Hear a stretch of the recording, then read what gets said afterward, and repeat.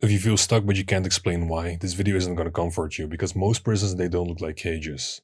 They look like responsibility, like routines.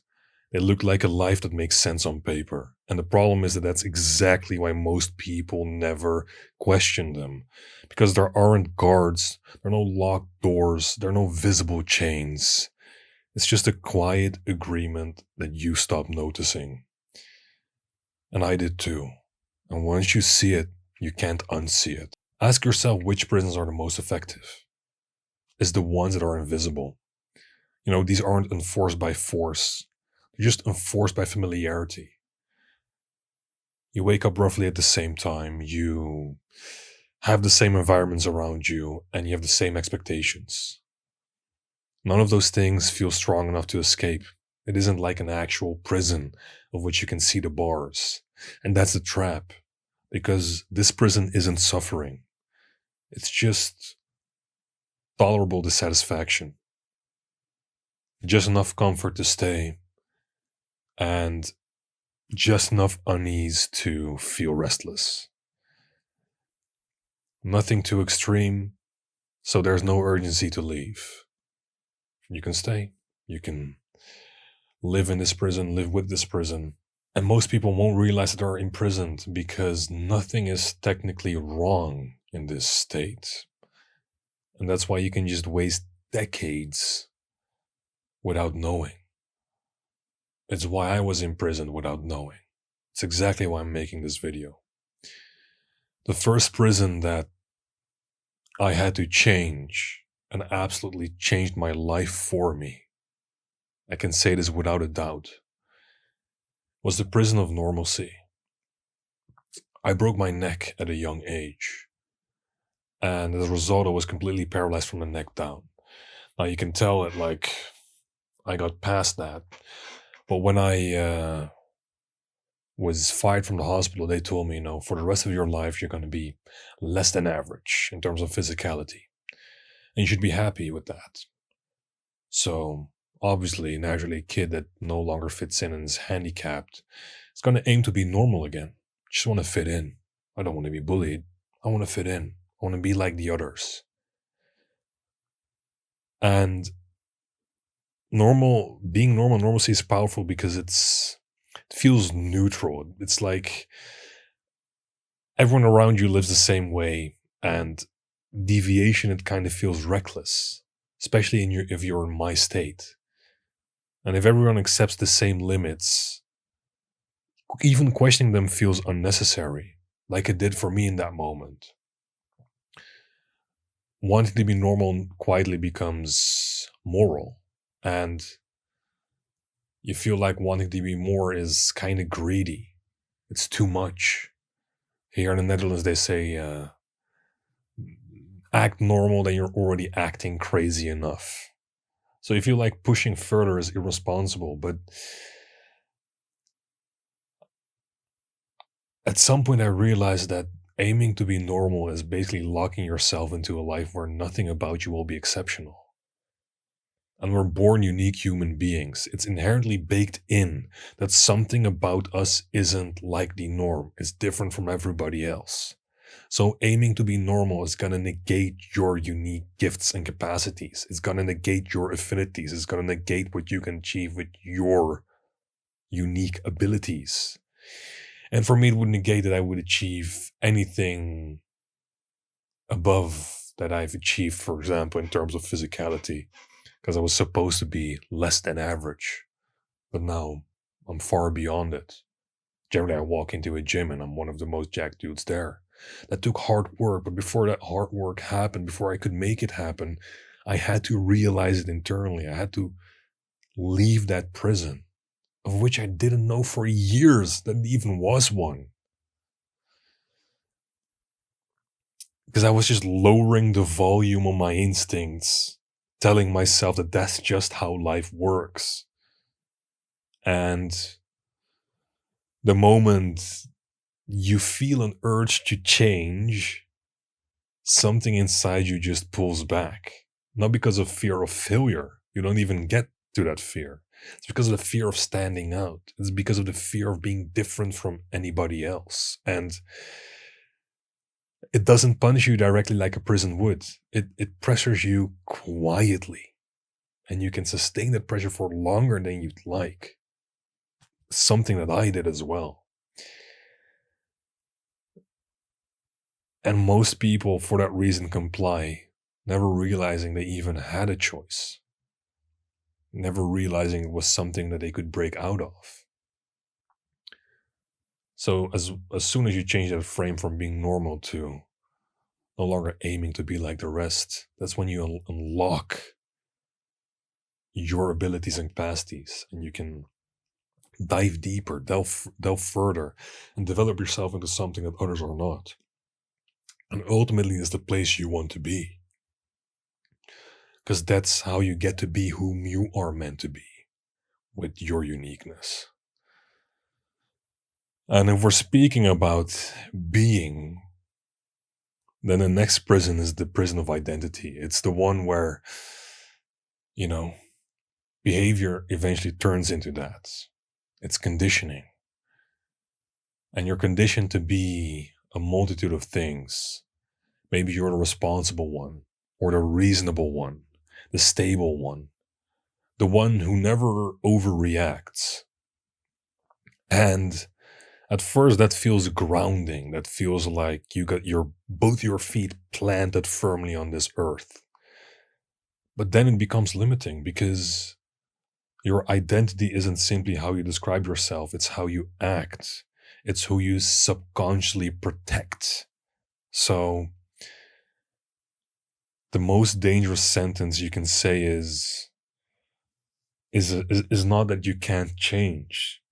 Is the one where you say, that's just how I am. How often have you heard that? I definitely know it rings a bell right now. You've heard it and you've said it yourself. Yeah, but that's just how I am. And the painful part of this prison is that that's just how you are, then growth now feels like betrayal. Change now feels like betrayal. Because it's the opposite of protecting your current identity, protecting of who you are now.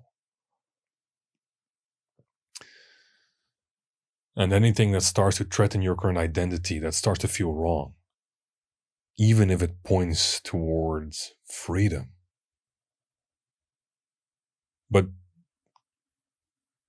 if there is a life that you desire to have,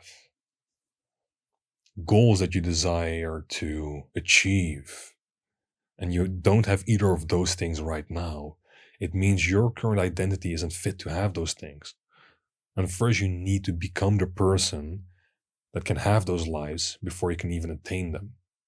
So the identity comes first.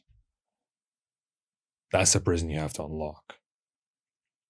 And before we move on to the next prison, I'm gonna make you painfully aware of all these prisons. And in the next video, we're gonna look exactly at how to unlock these. But first, we need to be aware. We need to sit and feel that we are surrounded by these bars, guards, and pains and aches. We need to understand how much we're torturing ourselves by keeping ourselves imprisoned. And only then we can use that pain to unlock the next moves. So let's get into the next prison, which is, it sounds contradictory, but the prison of safety. And safety, that isn't neutral. Safety, it feels intelligent. We're protecting ourselves by avoiding immediate pain. But over time, it narrows your path, it narrows your life, it narrows your world, because you're choosing predictability over possibility.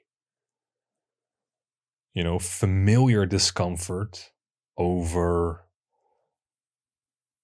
unfamiliar responsibility. And you aren't even doing this because you're weak, but it's because your nervous system confuses familiarity with survival. But you don't need familiarity to survive. Because if you do, then safety becomes a ceiling. And that ceiling is hard to break out of as long as you stay under it. Because now it's hard to imagine anything else. But it's a self-imposed ceiling. It's yet another invisible prison with invisible bars that you feel like is serving you, but actually it's holding you back. It held me back. All the while I'm convincing myself, I'm staying safe. I'm doing a good thing. And that's why people stay in lives that they have far outgrown. It's not because they don't see the door to the other life, but it's because they feel like stepping through that door is like stepping into danger. When in reality, on the other side of that door is just an unfamiliar path that will further you in your growth in life. Because essentially, life is like an onion. You need to peel back the layers to grow. If you stagnate, you're dying while you're alive. Because all days are going to blur together because life starts repeating. And talking about stagnation, next prison.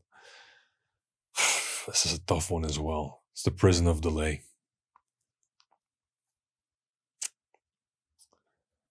And this is where, this prison becomes almost invisible completely because you say no to change. You say, I'll do it tomorrow, I'll do it later. I'll do it once things calm down. You justify it. I'll do it once I'm more prepared. Once I have clarity, once I'm ready. And it actually feels like you're giving yourself valid reasons because you'll do it when those things are in place. So that delay feels responsible. You've completely convinced yourself that you're delaying it for the greater good, for the betterment of your life and yourself. So you're like, oh, that's mature. It feels like you have patience.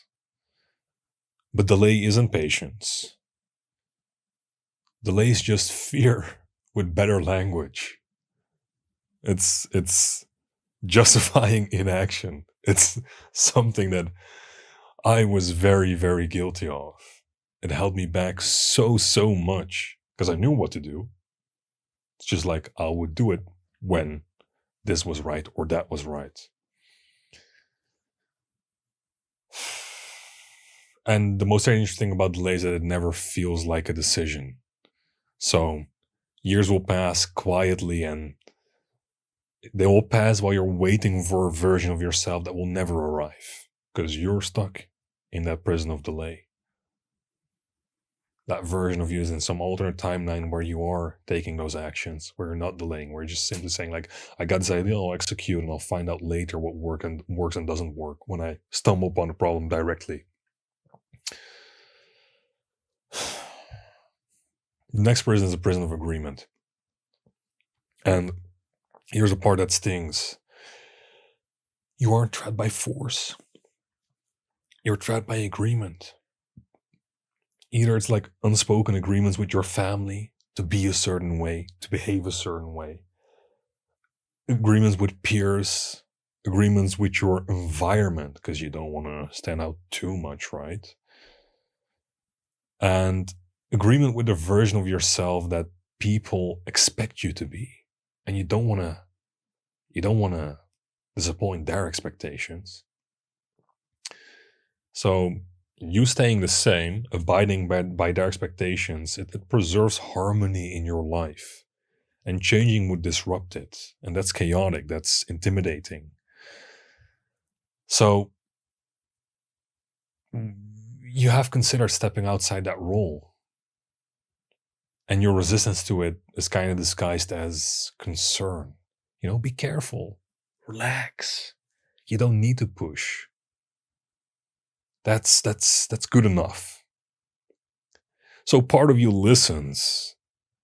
And it isn't because they are right. It's actually because staying familiar is safer than rewriting the contract. That contract that you made with them, your parents, your environment, your peers, your outer world. And for that contract to remain intact, you have to stay the same. You have to forget what you want. But here's the cost that you don't calculate. Every year that you stay in prison, you pay quietly. You lose opportunities, you lower your standards, you have a shrinking sense of being alive because life repeats, and a growing resentment that you can't fully explain. I know these things because I had these. And these things, you feel them, but the cost is gradual, so it's manageable. It's manageable until one day you reach a breaking point. And by then, that prison feels heavier, not because it got smaller, but because you finally notice the weight. And now you have to get out from under it because you're carrying all the weight of awareness like this. And if this video stirred something uncomfortable, I don't want you to rush to fix it, like I said earlier. That discomfort isn't a problem. Discomfort is feedback. Discomfort is information. Information that we can use because you aren't broken. You aren't lazy, like I convinced myself. You aren't behind. You're simply conditioned to be in these prisons. But the beauty about conditioning is that it can be undone.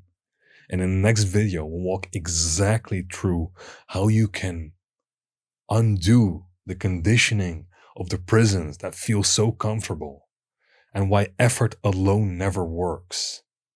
Why comfort is the strongest cage ever built. But for now, just notice the bars. Notice the prison. Sit with that awareness because those are the first cracks in that wall that you'll break out from. And we'll do it together. If this video helped you, let me know which prisons are keeping you. I want to know all about it. See you in the next one.